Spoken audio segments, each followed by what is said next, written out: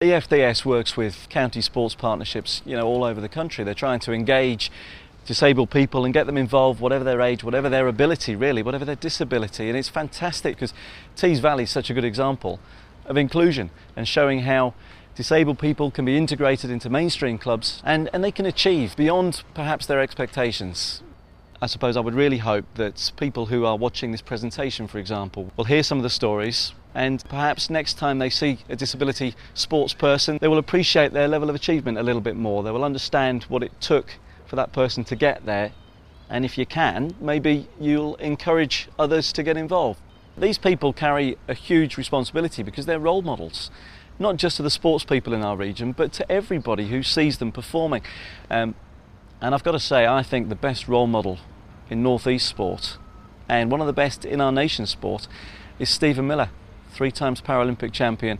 Absolutely superb at the sharp end of his sport.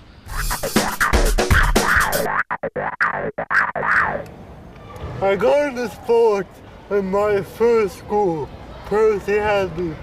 I started going to a sports club there. I tried all kinds of sports, from football to athletics to boccia.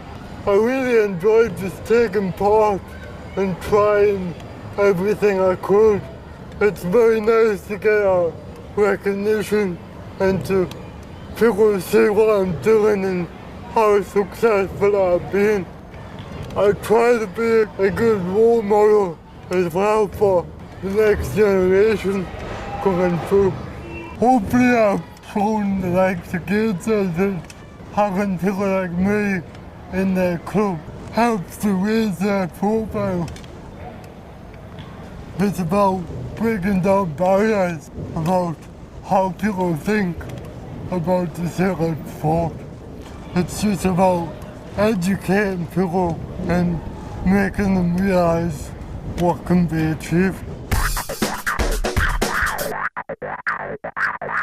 I think wheelchair fencing is different to able-bodied fencing because you are sat down and you cannot move.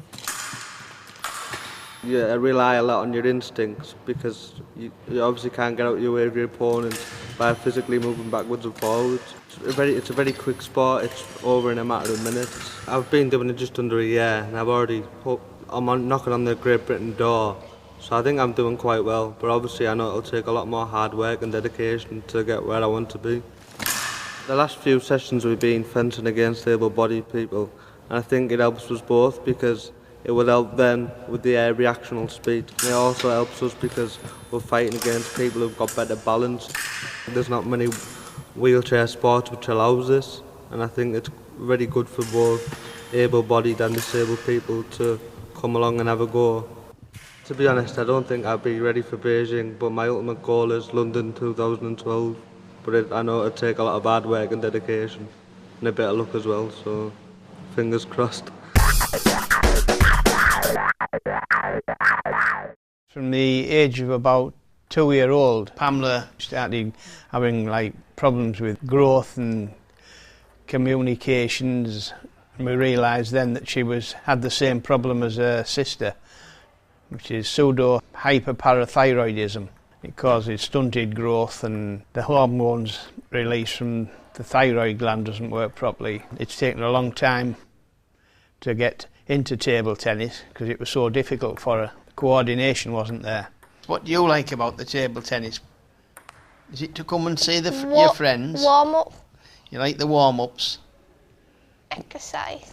Yeah, and what do you do that for? Get fit. Access to the sport of table tennis has given Pamela coordination, confidence to be with other people. She really enjoys coming. Without it, Saturday would just be another day to her, but it's something special Saturday. 3 years ago I was a triathlete. I was a fairly senior triathlete, but I was involved in running, cycling, swimming. I also played a lot of golf. I was very, very active. And one night, I used to train every week. One night I was just doing a normal routine cycling session when, freewheeling down a hill, a car pulled out in front of me, couldn't stop, and I slammed straight into the side of the car. I sustained multiple injuries, 20 broken bones, brain hemorrhage, collapsed lung, But the permanent feature is obviously the spinal cord injury, which means that I'll never walk again. Adaptive rowing, as far as I'm concerned, is really just normal rowing. One of the things that people don't realise that 90% of the power in a stroke comes from the legs. I haven't got the use of my legs, so for me it means that all of the power comes from my shoulders and arms. At the club, I was the first. I was essentially the guinea pig. The club was learning, very much so, but we've got a lot more adaptive rowers now, so they've done pretty well. The sport has helped enormously physically. It's meant I'm much more mobile now in my everyday life. When I'm in the boat, it feels great because you're independent. You're out there, you're not dependent on anyone, you can go where you like. That's really, it's the degree of freedom and independence that's so paramount.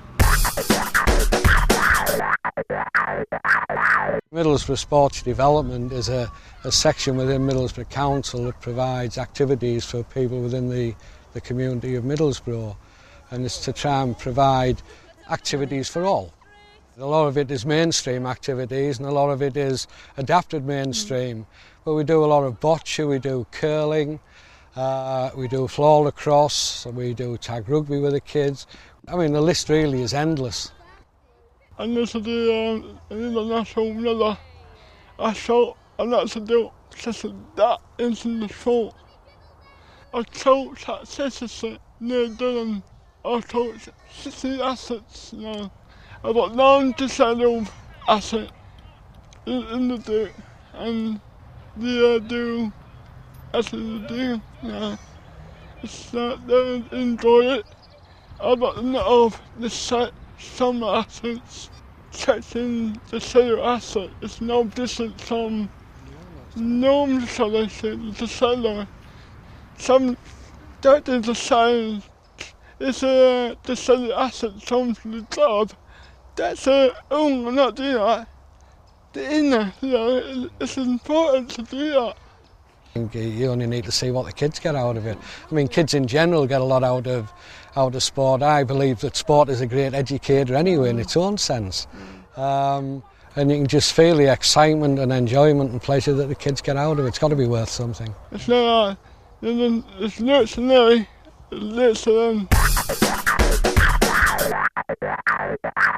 There's been a county gymnastics centre based within this facility since 1987, and that's developed really. The Gymworld operation came about in 1993, which has been run through Middlesbrough College. We've got a wide range of services available in gymnastics particularly, right from grassroots level. We have over 600 children a week involved in foundation gymnastics. And then obviously for characters who want to take things further in the sport, we hope that we can offer opportunity right through national, international levels of representation. One day some disabled youngsters walked into the room and said, "We want to do gymnastics." And I went, oops, never taught disabled youngsters before. It can be difficult when you get that first phone call from a parent and, you know, I've got a youngster with disability, can you do anything? Your immediate thought sometimes is, you know, what are the problems? I didn't know what to think when they first walked in the room. I really didn't. I was just totally struck by the fact that, you know, these disabled youngsters had come along. And I just looked at them and said, come on in.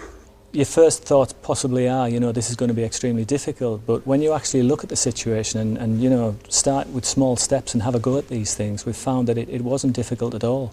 And the youngsters benefited so much from the gymnastic activity that it just seemed a natural thing to be able to offer this. Right from the outset, the way we looked at it was the youngsters that were coming into Gymworld were gymnasts, first and foremost. The fact that some had disability was by the by, you know, and we just tried to do everything that we could to allow them to reach their full potential in gymnastics. You look at the person who is the gymnast first, and then you take into account the disability and how that might hamper them, and you just overcome that obstacle. It's all about meeting the dreams and aspirations of local young people. We've got some tremendously talented youngsters in the Tees Valley, and hopefully Gymworld just helps that little bit on that long path between foundation work and the podium, if you want, the gold medals. I really love coaching, and what makes me feel is getting experience and give me experience and excitement. So I love gymnastics. I want to keep gymnastics going rest of my life. I do want not stop.